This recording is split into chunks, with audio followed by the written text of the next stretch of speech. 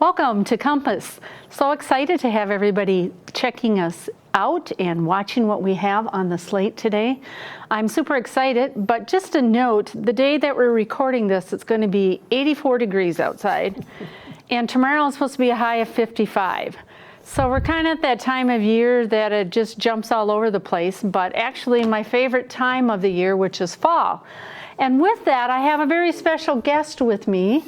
His name is Ron, and my introduction that I told him I would give is that I was working on a project with him, and as I was hurrying across the street to make sure I got to my appointment on time, because Ron's never late, I got there, and then Ron asked me a question, and I still remember that question to this day. When you were crossing that street, if a person of color had fallen down, what would you have done? And I'm going, my head at first went, wait a second, that has nothing to do with oh, he's just asking. And so I answered. So with that, I say, welcome, Ron. Thank you. Good to be here with you, Barb. Good to be here. Yeah, it's always interesting when we get together. Yes. We never quite know where the conversation may go. Free flowing. Yeah. But today we're going to cover a topic that most people don't like to talk about, and that is aging. And it's one that I know you are very passionate about. It's one that we've had some very, I would almost say, almost to the point of deep conversations around, and that we both have a very strong feeling about aging and the process. So with that, let's first get started with some of the basics. We have to do that for my audience. They need to know. Where did you grow up? I grew up in Tyler, on a farm just north of Tyler. Okay. Went to Tyler Public Schools, Tyler Dane, and we had 240 acres, what I call a working farm. We had dairy cows, feeder cattle, sows, pigs, chickens. We worked our tails off. Yeah, so the typical farm for the time. Absolutely. Right. So you went to high school. What did you do after high school? I went to Augustana College in Sioux Falls. Okay. I got a major in political science and history. And then at that time, Vietnam War was in progress. Mm-hmm. And I got a farm deferment for a year because my dad had hurt his back. Okay. And then rather than get drafted, I volunteered to go into the Navy and spent 4 years in the Navy. Spent 4 years in the Navy. Were you stationed out of California, or were you out on ship? I went to boot camp in California, in San Diego. Then I went to Pensacola, Florida for 6 months of intelligence training. Okay. Yeah, intelligence. And then I spent 2 years in Bremerhaven, Germany, and then 6 months in Adak, Alaska. Okay, okay. So you kind of traveled the world, well, a little piece of the world. A little piece of the world, yeah. Being in Germany for 2 years was an eye-opening event, especially for a little introverted farm boy from southwest Minnesota. Amazing how many people I met. Okay, so you know the first question that hopped in my head. I think you can almost guess. So why was it so eye-opening in Germany? I think I know kind of the way you're going, but let's because southwest Minnesota at the time was totally Northern European. Mm-hmm. And you get to Europe, yeah, you got Northern Europeans, but then you can go down into Spain and Italy and Greece and Turkey, and the history and the cultures and the different languages. Fascinating, absolutely fascinating. Yeah, yeah. I bet you that was real eye-opening. The other thing that struck me is, it's still just bouncing wildly in my head, political science. What made you choose that endeavor? Is that a still strong interest for you? Political science. I had a professor at Augustana called Dr. Alfred Holtz. Okay. And he was in the Department of the Secretary of State Department. And he knew a lot about political science, obviously. Mm-hmm. And he got me interested in the dynamics of it. And at that time, I also have a minor in psychology, and those Oh two my, mesh. watch out. Yeah. Yeah. Those two mesh so Yeah. beautifully. Yeah. And it's at those political science times, and Sure. also integrating that with history. I saw how important it was that we maintain our democratic values so that we can be that bastion of freedom and acceptance in the world. Okay. Yeah, I was just thinking of that. You're in political science, and it was Vietnam War time. I'm just thinking of all the stuff going on. But I think we need to get back on topic. We tend to do this. Let me just say one last thing. Okay, go ahead. I cannot say one good word about the Vietnam War, okay? It was a horrible time. We did, as a nation, horrible things, and it really upset me at the time. Yeah. So that's probably enough. Okay. Yeah, very interesting. And you know, I'll just make one comment on the Vietnam War. I have another one of my participants at the center, and she said what we did to those returning from the Vietnam War, now that as I am an adult, I am ashamed of. And so I think there's a whole nother discussion we can have around that one, but I think we'll get. See, the importance of history, Barb, is that we do not try to whitewash it. Right. We tell it like it happened. Right. Because it's from history we learn. Right. Those young men and women coming back from Vietnam were absolutely ashamed. They were spit on. Yep. They were cursed at Yep. for simply doing their duty. Yeah. Now, the social element at the time is an entirely different story, but Right. we can tell that some other time. Yeah. Very interesting topic. I think we have another visit on this show and a whole new topic to do at a later point in time. But today we're here to talk about aging. You bet. The infamous thing that I think you and I thoroughly enjoy talking about aging. We get really excited over it, very passionate about it. But let's start off with this. When do you recall first noticing age differences? I had just gotten out of the Navy and had gotten really into my first job up in the cities. Okay. And I walked through the IDS court at the time. And of course, I had the suit on and the tie because that was what you did. And I bought, I think it was a cup of coffee from a young man. And he gave me my change and he said, "Thank you, sir." Now, I had just come out of the Navy. You don't call, I was enlisted. You don't call an enlisted man, "sir." And I'm going, you don't do that. And then I got to thinking, well, it could be a sign of respect, which I hope it was, but it also got me thinking about, that guy was about 15 years younger than I. There's a difference in age. And he saw that right away. Then that's when it started to hit me, and I followed it ever since. I watched this ageism thing. Okay. And you say ageism, but we'll touch on that a little bit later. What makes you see someone else as old or young? Well, just about everything. I think the first thing you notice, obviously, I jokingly say gray hair and wrinkles, but I think it's also a physical bearing and maybe also a mental situation. I have met extremely elderly people who have an outstanding, forward-looking mental attitude, and you don't want to cross them, okay? Yeah. They are so important and fun to talk with.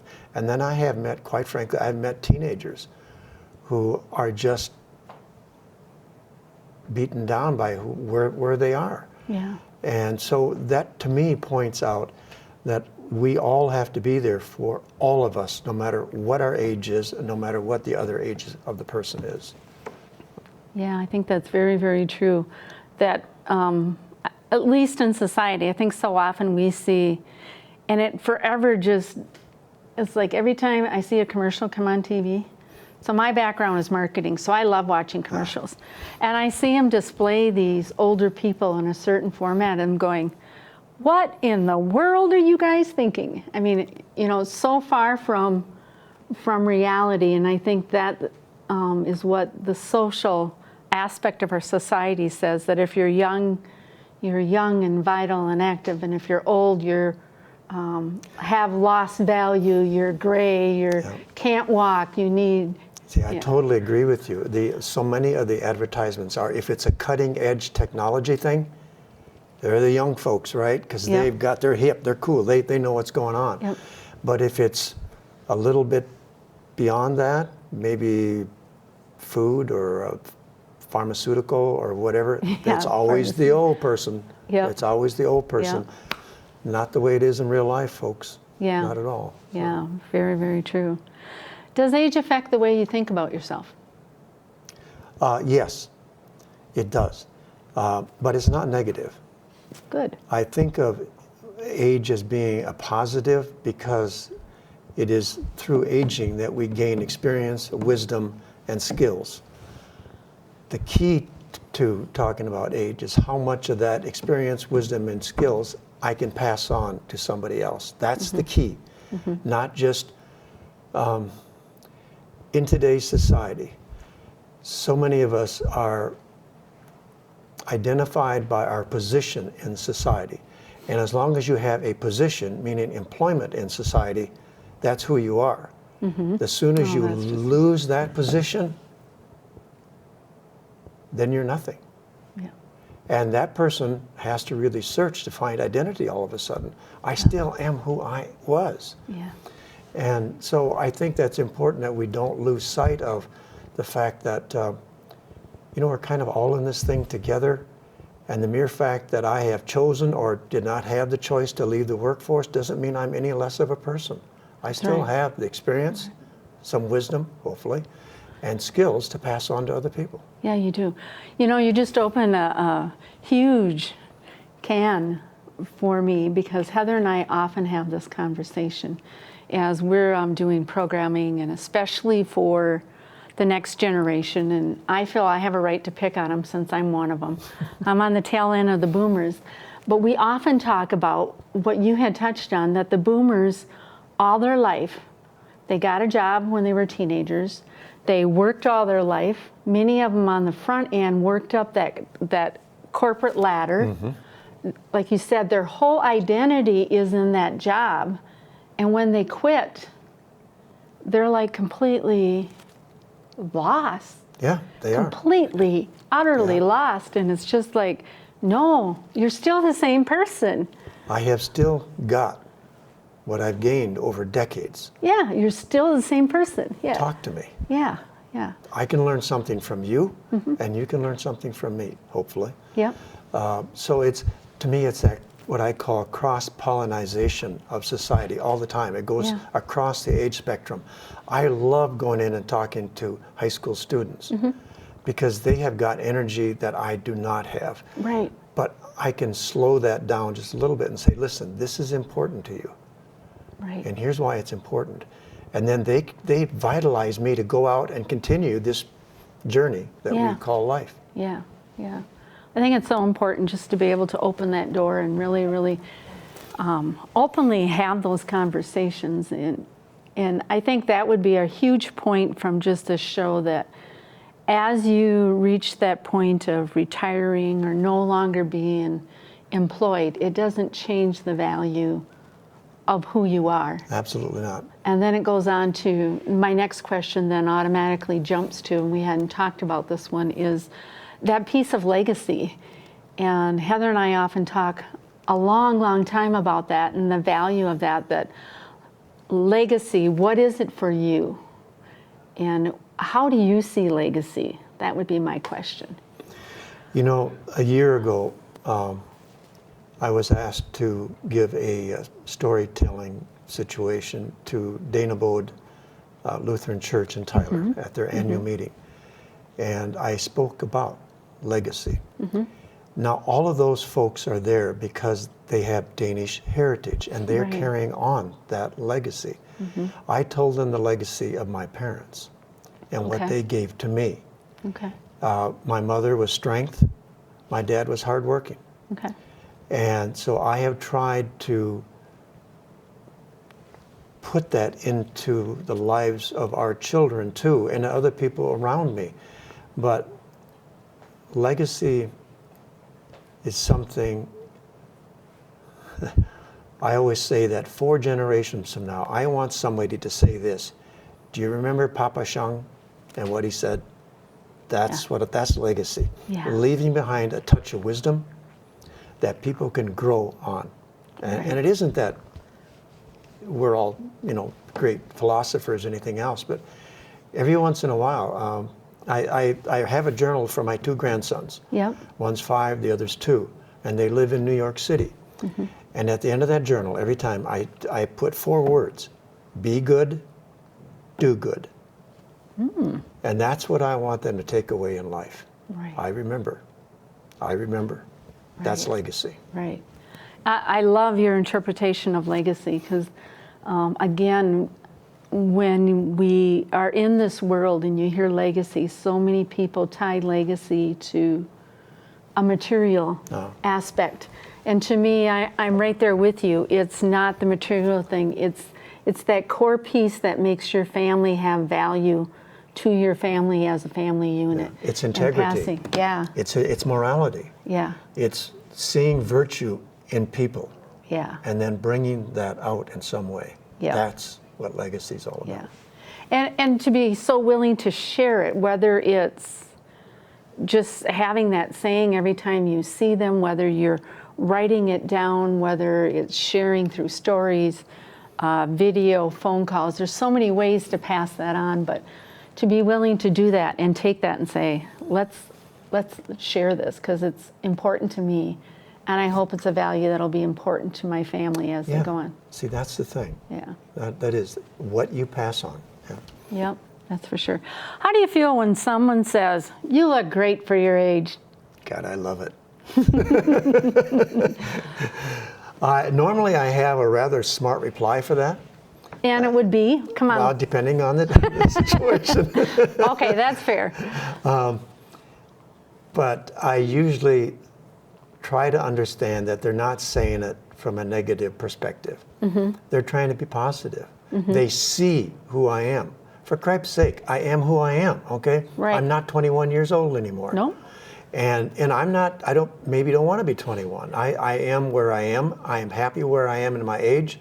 I'm happy I can do what I can do in my age. So if they're saying that, I've succeeded maybe. You're looking good. Yeah. Well, thank you. Yeah. So are you. Yeah. As you are standing there, you 31-year-old or whatever you are. And I think we had a good conversation around this one too, is when they say that question, why don't they say, "You look great"? We had that conversation piece. Is there a need to put for your age? No. So, I mean, like you said, it is a positive thing. They mean it in a positive mode, but would it come across any differently of, "Hey, you look great"? But if I came up to you and said, "Oh, Barb, you're looking great." Yeah, great, that's what it is. It's a whole different story there. Oh, yeah. That has me going, okay, do I got something on my face? What's going on here? Yeah, I think it's very, very, very different. And part of it's just the context of the words, too, and how that all comes across. What do you fear about growing older?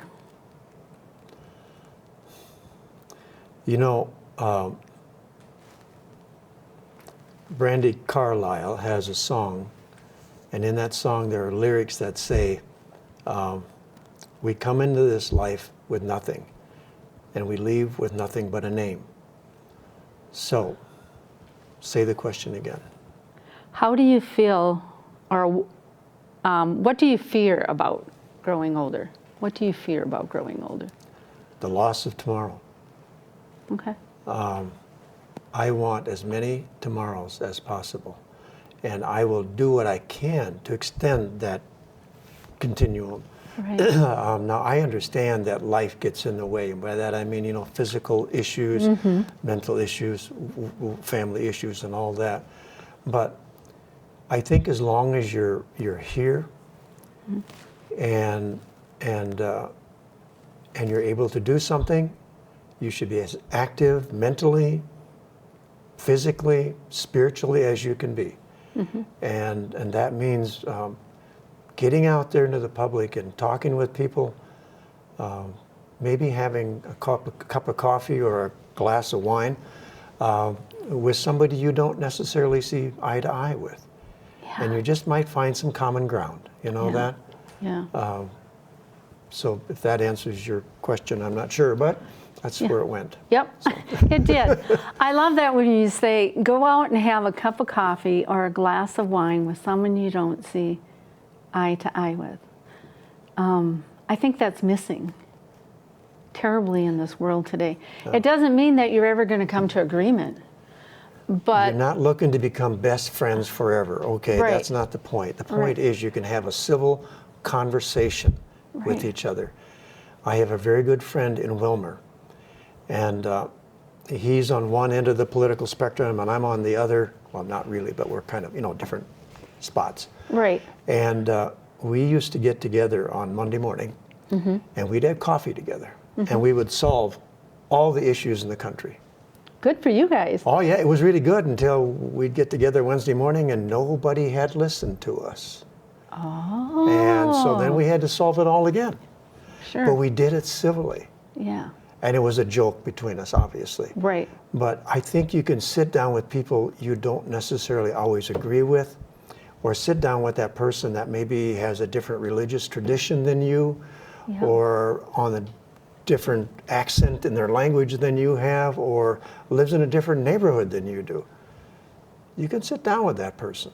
right, And I agree with you. I think with the way our society is going with social media, which is, I like social media. However, I think we rely on that for our personal interactions today, as opposed to sitting down and having an eye-to-eye conversation. right. That's the right. difference. Yeah, because I think in that eye-to-eye conversation, it's not only the words, but it's the emotions Oh, that the body absolutely. portray that, Yes. that through this, I don't think we can necessarily pick up. Yeah. And then also in that conversation, when you're in that, okay, they're at the complete opposite end, but if I am truly there for the conversation and listen, I can gain better knowledge or understanding of why they're feeling that way.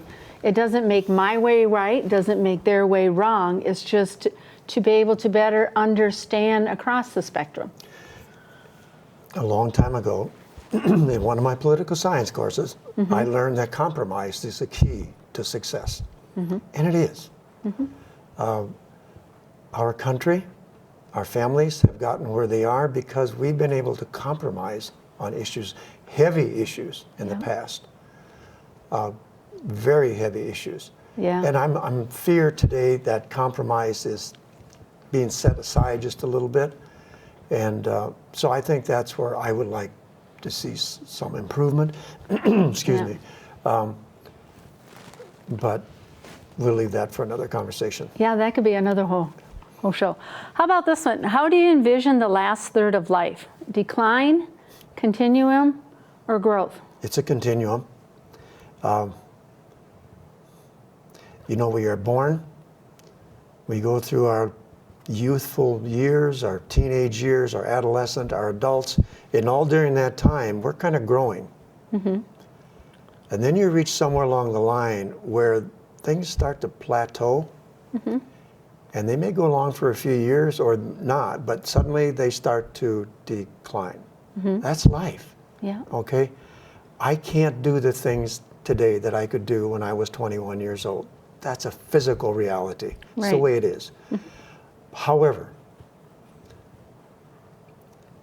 the key to life to me is growth. Whether, again, I say mental, spiritual, or physical, growth. Sit down and read a book Right, that you don't normally read. right, Go listen to a speaker and enter into a conversation with that speaker that you don't necessarily agree with. right, Push yourself. right, Don't just fall back into a silo. right, Surround yourself with similar thinking people, because then you're going to die, physically, mentally, and spiritually. But stretch yourself. That's the thing. Growth goes on forever. Right. Does it slow down? Of course it slows down. right. But I always say to my kids, of course they love this, I'm going to say, the day I die is the day I stop growing. And they go, "Oh, Dad, you're not going to die." Yes, I am. We're all going to die Yes. at some point in time. Well, that'll bring me to perhaps my last question. There's two things we're certain of in life. That's birth and death. And I hear the parties out there saying and taxes, but some of us don't make it to taxes. So we'll say birth and death. What's your reaction to that? What's your thoughts on that? Birth is so exciting. It's an opportunity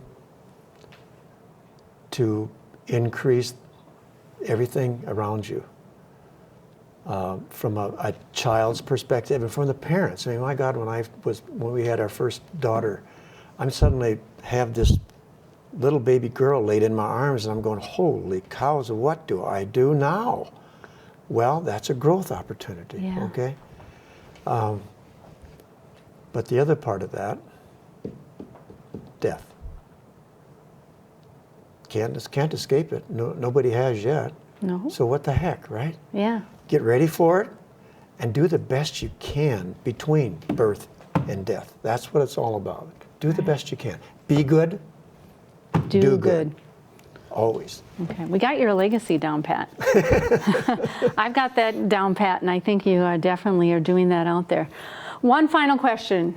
If you could, would you choose to be at a different age? No. I've lived my life. The good, the bad, and the ugly of it, okay? Mm-hmm. I don't think we should have multiple opportunities. Again, that's part of legacy. What I learn, I got to pass on to those people younger than I so they don't make my mistakes. Right. But they will have the successes that I had. Yes. It happens. Yeah. Get on with life. Yeah. I love it. You know, Ron, I know we could sit here probably for another 2 hours talking about aging. Oh, yeah. But I think we are going to wrap it up for now. It's been wonderful talking to you about it. I see some future shows with you in the works. I'd love to have you and I know of a couple other individuals in town and talk about Vietnam War, the thing that never gets talked about. I think that would be a wonderful topic. One last very brief subject, humor. Yep. Humor. Always laugh. Always, yeah. Life is funny. Always laugh, okay? I agree. Enjoy it. Life is very funny. So with that, we say good night, goodbye, and we'll see you next time.